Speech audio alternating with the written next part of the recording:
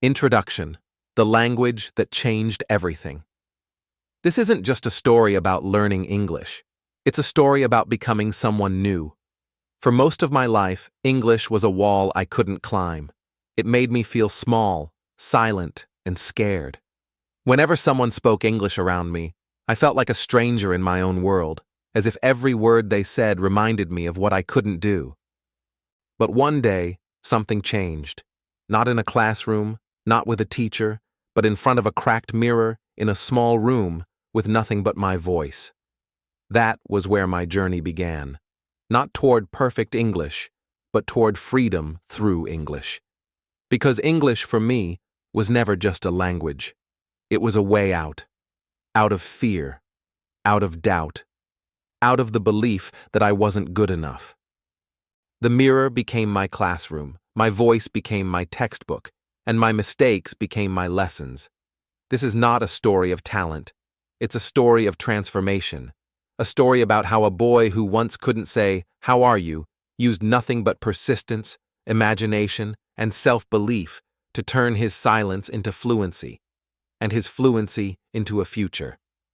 If you've ever felt stuck, afraid, or invisible when you try to speak English, this story is for you.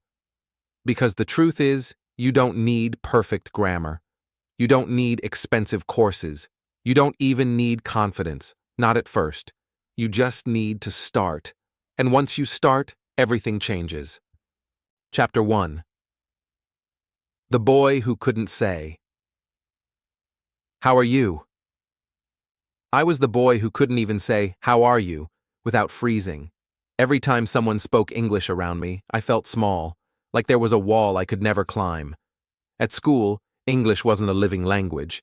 It was just grammar rules, fill in the blanks, and memorize sentences that meant nothing. We learned to repeat, not to understand. I still remember that day clearly, my first English oral test. The teacher smiled and said, "Introduce yourself." My heart started racing, my hands were shaking, and in that moment my mind went completely blank. All I managed to say was, My name is..." Then the whole class laughed. It wasn't the laughter that hurt, it was what it meant. I wasn't just afraid of English, I was afraid of being judged for every mistake. At home, we never spoke English. My parents worked hard. We used only our native language. English was for textbooks, not for life. But deep down, I wanted to speak it. Not to impress anyone, but to express myself. I watched people on TV, actors, news anchors, YouTubers, speaking so effortlessly. They made it look easy. For me, it felt like climbing a mountain barefoot. Then one day, something changed. It was during a school debate. I didn't want to join, but my teacher insisted. "Liam, you have to try. You'll never learn if you never speak." So I went up on stage holding a small piece of paper with 5 English sentences written on it. I looked at the crowd, and everything disappeared from my mind. I could hear my classmates whispering, laughing. "He doesn't even know English." That day broke me. Afterward, I made a promise to myself, I will never speak English again. And for months, I didn't. I avoided every situation that needed English. If someone spoke to me in English, I smiled and walked away. If the teacher asked me to read aloud, I said I was sick. Inside, I felt like a failure. Then, one quiet evening, something unexpected happened. I was scrolling through my old phone, watching a short English video. The speaker said, "You don't need to be perfect. You just need to start talking." Those words hit me like thunder. I realized I had been waiting for the perfect moment, the perfect sentence, the perfect grammar. But perfection never comes first. Practice does. That night, I stood in front of the cracked mirror in my small room. It wasn't beautiful, but it reflected something I had ignored for years. Myself. I looked into my own eyes and said slowly, "Hello, my name is Liam." I laughed. It sounded strange, but then I said it again. "Hello, my name is Liam," and again, 10 times, 20 times, 20. That mirror became my classroom. No one laughed. No one corrected me. No one judged me. I started setting small challenges for myself. One sentence every morning, one word before bed, one topic every week. I began copying lines from English movies, repeating them again and again. When I didn't understand, I guessed and kept going. Slowly, I started to enjoy it. Weeks later, something magical happened. I was walking to school when I saw a dog crossing the road. And suddenly, without planning, my brain said, "The dog is crossing the road." For the first time in my life, I thought in English without trying. It was just one small sentence, but it felt like victory. Because in that moment, I realized something powerful. I wasn't training my tongue. I was training my brain. That was the real beginning of my journey. Chapter 2. The mirror became my classroom. After that small victory in class, when I finally managed to read a paragraph aloud, something inside me changed. For the first time, I felt a little bit free. Not fluent, not perfect, but free. Because I realized I didn't need permission to speak English. I didn't need a teacher, a classroom, or even confidence. All I needed was me, my mind, my mouth, and my mirror. That cracked mirror in my tiny room became my teacher, my stage, and my friend. It didn't laugh when I made mistakes. It didn't care about my pronunciation. It didn't stop me when I forgot words. It just waited. When I stood there and spoke, it felt like the world had gone silent. No judgment, no fear, only me and my voice. That was the first place I ever spoke English without being afraid. And that is where my real training began. I created a routine, not a complicated one, just something I could do every single day, no matter how tired or busy I was. I called it my daily mirror ritual. Morning, wake up your English.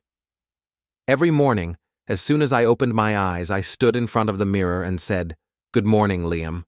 Today you will speak English. Don't be afraid." The same line every single day until it felt natural. This wasn't just a sentence. It was a signal to my brain. It told my mind, we are training today. It made English feel like part of my morning routine, like brushing my teeth or eating breakfast. Then, after breakfast, I would stand near the window and describe what I saw. The sky is blue. There's a bird on that tree. The street looks empty today. It didn't matter if my grammar was wrong or my words were simple. What mattered was that I was thinking in English. Midday, talk to yourself. Around noon, I returned to the mirror.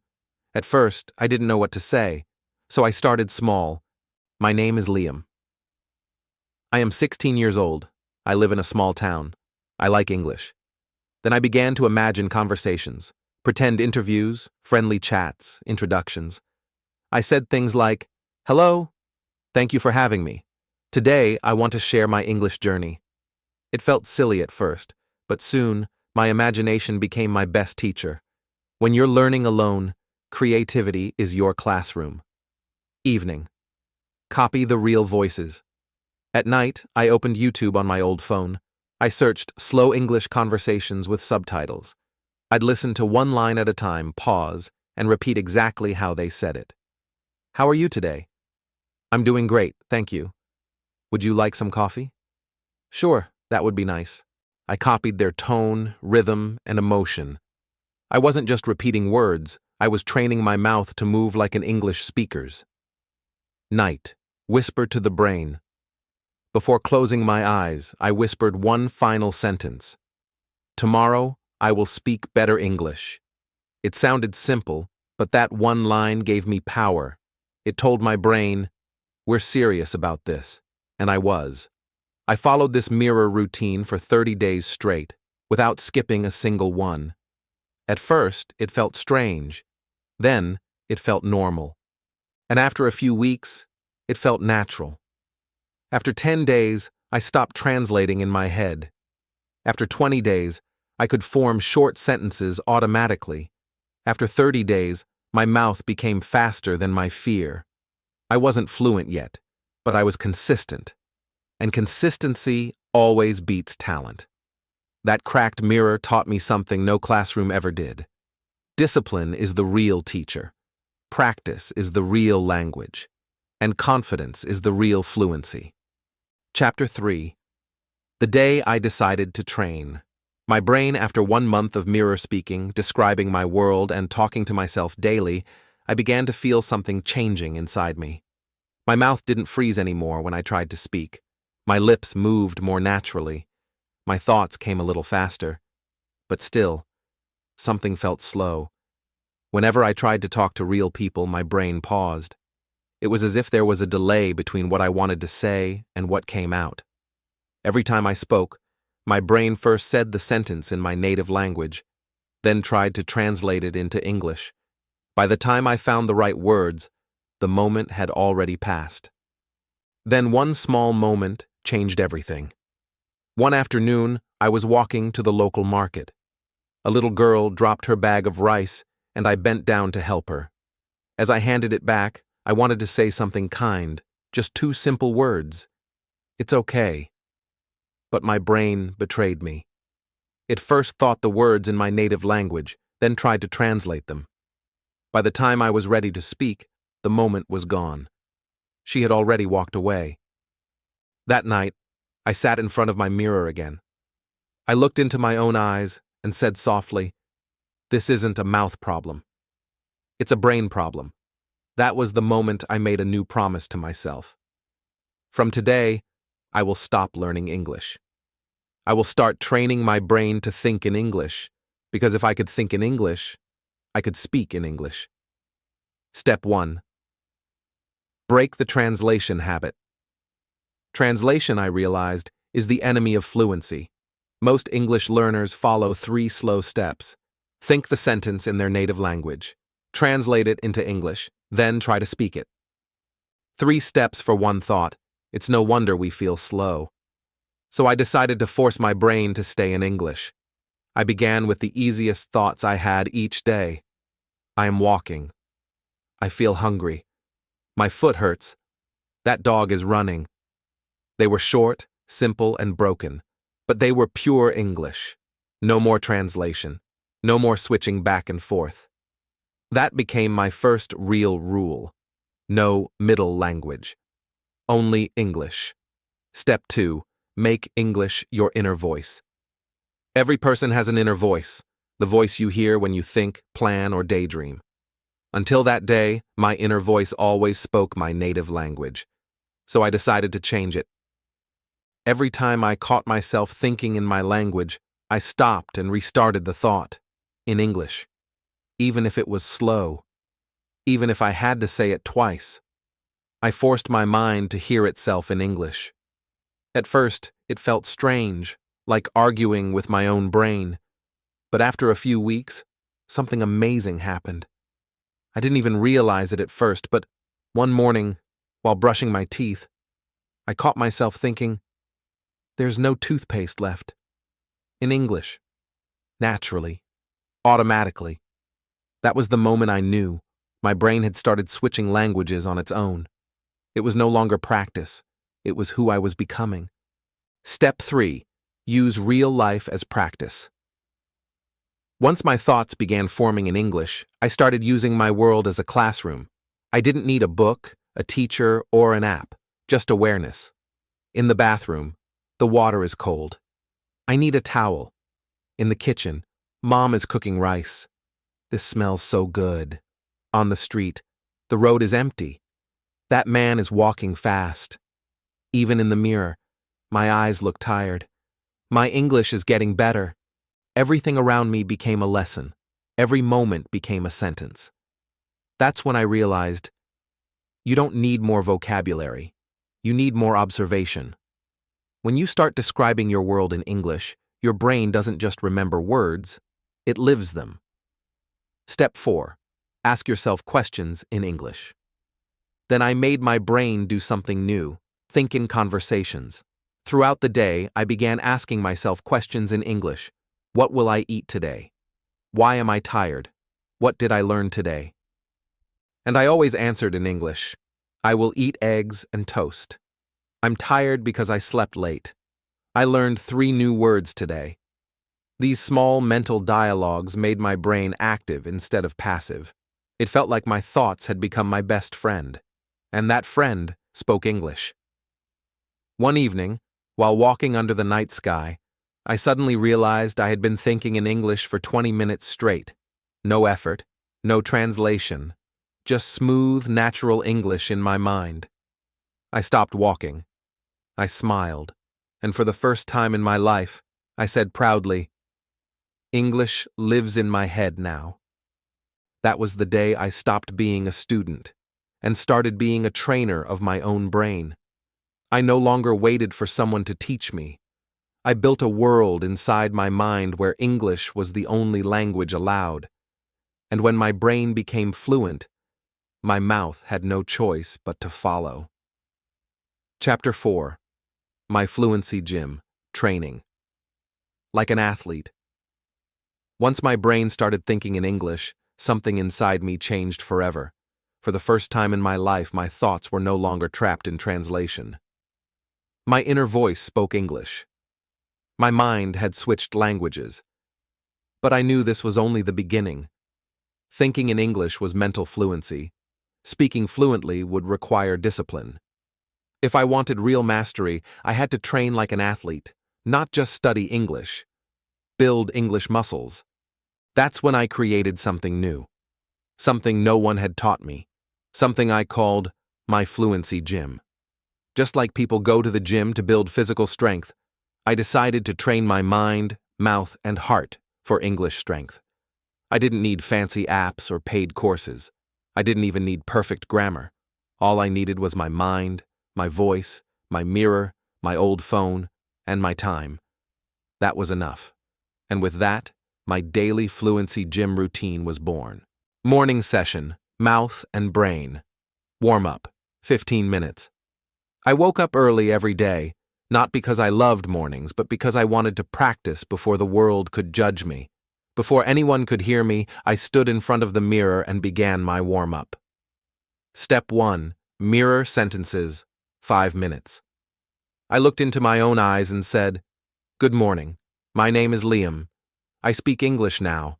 I am practicing every day. I believe in myself." Sometimes I said it slowly, sometimes loudly, sometimes softly, but always clearly. It was my way of waking up my English muscles. Step 2. Thought narration, 5 minutes. Next, I described everything around me in English. The sun is rising. The air feels cold. I am ready to practice. Even if I made mistakes, I didn't stop. Because stopping kills flow, and flow builds fluency. Step 3. Voice notes, practice, 5 minutes. Then I opened WhatsApp and recorded voice messages to myself. Yes, to myself.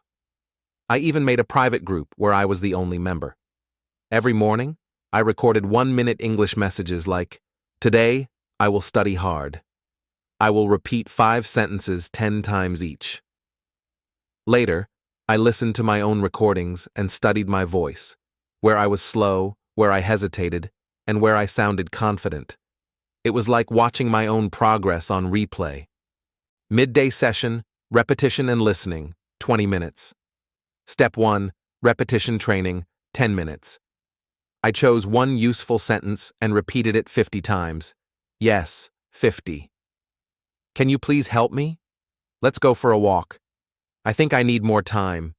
I changed the emotion, the speed, the tone, sometimes fast, sometimes slow, sometimes loud, sometimes whispering. Why? Because I wanted these sentences to become reflexes, not memories. Step 2. Active listening, 10 minutes. I opened YouTube and searched slow English conversations with subtitles. I listened to 5 seconds, paused, and copied exactly what I heard. "Would you like some coffee?" "Yes, that would be nice." Again, and again, and again. This method is called shadowing, and it changed everything. I didn't just learn words. I learned rhythm, tone, and real-life flow. Evening session, English in action, 30 to 60 minutes. This was my silent fluency zone. I went for walks and described everything in my head, in English, There's a man sitting on the bench. The sky looks beautiful tonight. I feel proud of my progress. No one heard me, but my brain was alive with English. There was no pressure, no performance, only connection between my thoughts and words. That's when fluency started to feel natural. Night session, reflection and affirmation, 15 minutes. Step 1. Daily reflection. Before bed, I spoke softly to myself. Today I did well. I learned 3 new sentences. I forgot one, but I'll do better tomorrow. This built self-awareness. It made me see progress even on days that felt slow. Step 2. Bedtime affirmation. Then I whispered my nightly promise. I will speak better tomorrow. English is not difficult. I just need time. Those words became my lullaby. They told my subconscious mind that this was not a dream. It was my new life. After 30 days of my fluency gym, everything changed. My speed increased. My pronunciation improved. My confidence exploded. My family started noticing. My cousin once said, "Bro, you sound different now. Are you taking classes?" I smiled and said, "No. I created my own fluency gym. I had no grammar books, no online course, no teacher. Just my mirror, my thoughts, my voice, and my discipline. And that simple system became the foundation of my English power." But there was still one test left. I could speak to myself fluently, but could I speak to the world? That was the next mountain I had to climb. Chapter 5. The first time I spoke to the world. Months passed. I was no longer afraid to speak English, at least not to myself. I could hold conversations in the mirror, record voice notes, shadow videos, even think in English for hours. But there was one thing I still hadn't done. I hadn't spoken to a real person. Until then, my English had lived in silence, inside my room, inside my mind. It was time to test it in the real world. At first, I was terrified. What if I froze again? What if someone laughed like before? What if all my practice meant nothing? But life has a way of testing you when you least expect it. A small proof of change. One evening, my cousin was watching an English video on his phone. He frowned and said, "Hey, what does that sentence mean?" I leaned over, listened for a moment, and said naturally, "It means he doesn't want to go there." He's afraid. My cousin looked at me, surprised. "Oh, Mr. English now, huh?" he joked. I laughed, but inside, I felt something new. Proof, not from a teacher, not from a certificate, from life itself. I realized something important. You know you're improving when English shows up naturally, not in tests, but in moments. The first real conversation. A few weeks later, I saw a post on Instagram. A girl from Brazil had written, "Looking for someone to practice English with. Let's chat." My heart started racing. This was it. My first chance to speak English with someone real. Then the fear came back. What if I make mistakes? What if she thinks I'm stupid? What if I freeze? But I remembered what my mirror had taught me. I didn't practice to hide. I practiced to connect. So I took a deep breath and sent a message. "Hey, I'd love to practice. I'm not fluent, but I'm trying." 2 minutes later, she replied, "Perfect. I'm not fluent too. Let's help each other." We started texting slowly, correcting each other, learning together. Soon we switched to voice messages. Then, one day, she called me. My heart almost exploded. For the first 5 seconds, I could barely breathe. But then I remembered all my mirror talks. I smiled and said, "Hi, how are you today?" And she answered. And I understood. For the next 10 minutes, we talked about small things. The weather, movies, food, nothing special. But every word felt like freedom. That night, I cried a little. Not because I was sad, but because someone in another country had understood my voice. For the first time, English wasn't just in my head. It had reached another human being. English became my superpower. That experience changed everything. I realized English was not just a language, it was a bridge. It connected me to people I would never have met otherwise. It gave me confidence, pride, and hope. Then one day, a thought entered my mind. If I can speak English, maybe I can earn with English. I didn't expect much. I wasn't dreaming of being rich. I just wanted to see if my voice had value. So I created a profile on a freelancing website. In my bio, I wrote, "Hi, I'm Liam. I can help with English typing, writing, and transcription. I'm not a native speaker, but I'm hardworking."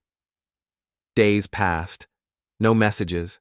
I kept improving my profile, kept waiting. Then one evening, ding, a notification popped up. A client from the Philippines wrote, "Can you fix grammar in a few short paragraphs?" I was nervous, but I said yes. It took me 2 hours. I checked every word twice. When I sent it, my hands were shaking. A few minutes later, she replied, "This is perfect. You did great. I'll pay you $5 now."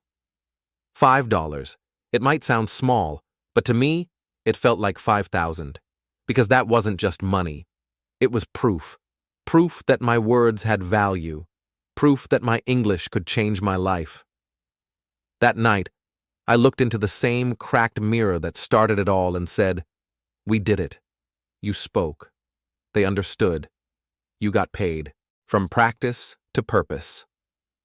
After that, everything changed inside me. I wasn't learning English anymore. I was living it. I applied for more small jobs, transcription, writing, voice recordings, product descriptions. Each job made me stronger. Each mistake taught me something. My family started noticing the difference. My father once asked quietly, "Who helped you learn all this?" I smiled and said, "No one, Dad." I helped myself. He didn't say much. But later, I heard him tell my mother, "Our boy might actually go far." That sentence meant more to me than any salary. Because finally, for the first time, I heard belief in his voice. The real lesson, I realized something powerful. Fluency isn't about how many words you know. It's about how much courage you have to keep speaking when no one believes in you. The mirror was my teacher. Mistakes were my textbooks. Discipline was my classroom. And my voice was the only student. Fluency is not when you speak fast. Fluency is when you don't stop. That first $5 didn't just change my wallet. It changed my identity. Chapter 6. From Silence to Success. That night, after earning my first $5 from English, I couldn't sleep. It wasn't the money that kept me awake. It was the meaning behind it. For years, I had felt invisible, small, useless whenever someone spoke English. But that night, lying on my bed with my phone in my hand, I realized something powerful. My voice finally had value. Those $5 were not payment. They were proof. Proof that my practice mattered. Proof that my broken sentences had become useful. Proof that English wasn't just a dream anymore. It was a tool. From that moment on, I made a decision. I will build my future with English. No matter how long it took, no matter who laughed, no matter how hard it got, because once you have proof, you never go back to doubt. Turning words into work. The next morning, I opened my freelancing profile again, but this time with confidence. I started applying for every job I could find, writing product descriptions, fixing grammar, transcribing audio, recording my voice for short videos. Most of my applications were ignored. Some were rejected because I wasn't a native speaker. But I didn't stop. Every proposal I wrote became better than the one before. Every no made me more determined to find a yes. Then, one day, I saw a post. Looking for someone who can listen to podcasts and write summaries in English. It was my chance. I applied immediately and wrote, "I'm not perfect, but I'm consistent. If you give me one chance, I'll give you 100% effort." 2 hours later, the client replied, "Let's do a test. I'll pay you $10 for one podcast." I worked for 3 hours, listening to every second, typing carefully, checking everything 5 times. When I sent it, my hands were shaking again. A few minutes later, I saw the reply. "This is amazing. I'll hire you full-time." Just like that, I got my first real job. $250 a month. Speaking to the world. The first meeting terrified me. It was a video call. I wore my best shirt, cleaned my desk, and made sure the background was quiet. No fancy mic, no headset, just me, my notebook, and my voice. When the call started, the client said, "Hi, Liam. Great to meet you." I smiled and said slowly but clearly, "Hello, sir. Thank you for this opportunity. I've prepared my notes." He smiled back. "Wow, you sound confident." He didn't know how hard my hands were shaking under the desk. But I spoke sentence by sentence, honest and simple. No fake accent, no complicated words. Just real English. That day, I spoke in English for 23 minutes straight and got paid more than my father earned in 3 days of physical labor. After the call ended, I stared into the same cracked mirror and whispered, "We did it." The boy who wouldn't stop weeks later. I was walking through the market when I met an old school friend, one of the boys who used to laugh when I froze on stage. He said, "Hey, I saw your LinkedIn, bro. Are you really working with people from Canada?" I smiled and said, "Yes." Every day he laughed. "Man, you used to get stuck at hello." I looked him in the eyes and replied, "I practiced while you were scrolling reels. I talked to my mirror while you were talking to people. I trained my brain until it had no choice but to listen." He didn't laugh after that, because he knew. The real transformation. One night, as I walked home under a soft breeze and a quiet sky, tears filled my eyes. Not of sadness, but of understanding. I realized I hadn't just learned English. I had learned discipline. I had learned belief. I had learned how to change my life one sentence at a time. Before English, I avoided people. Now I lead meetings. Before English, I was afraid to speak my name. Now I speak to clients across the world. Before English, I had dreams. Now I have a plan. The final lesson. If you're reading this, wondering how to start, remember this. You don't need perfect grammar. You don't need fancy words. You don't need to sound like a native speaker. What you need is discipline. What you need is consistency. What you need is 15 minutes of mirror talk, 5 minutes of repetition, and a brain that refuses to quit. Because fluency isn't about speed. It's about courage. Courage to sound wrong.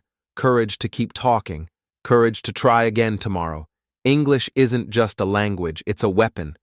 If you sharpen it every day, it can cut through fear, doubt, and poverty. And when your brain becomes fluent, your life follows. Today, I work from home, earning more than anyone in my family ever has. I write, speak, and think in English every single day. And it all began with a cracked mirror, an old phone, and a stubborn promise. I will not give up. I will speak, even if I make mistakes. I will train my brain. I will practice daily. I will change my life with English, because I deserve it. Epilogue. Your turn to speak. The mirror still hangs in Liam's room. Old, cracked, and small, but more powerful than any classroom he ever sat in. When he looks at it now, he doesn't see a shy boy who once froze at, "How are you?" He sees a man who taught himself courage, one sentence at a time. That mirror is more than glass. It's a symbol of every word he repeated when no one listened. Every mistake he turned into strength. Every night he whispered, "Tomorrow, I'll speak better English." The journey that began in silence ended in freedom. Not because he found a teacher, but because he became one. There's a line Liam often says now when people ask him how he did it. Fluency is not about speaking fast. It's about never stopping. He reminds everyone that English is not just a language. It's a door to confidence, opportunity, and connection. But that door doesn't open with grammar rules. It opens with discipline. The discipline to practice when you're tired, to talk to yourself when no one believes in you, to speak even when your voice shakes, because fluency is not given, it's earned. Liam's story isn't special because he's gifted. It's special because he's proof. Proof that your background doesn't matter. Proof that your accent doesn't define you. Proof that your voice deserves to be heard, even if it trembles. He started with 5 sentences and a cracked mirror. You can start with 1. So tonight, stand in front of your reflection. Look into your own eyes and say the words that changed his life and could change yours too.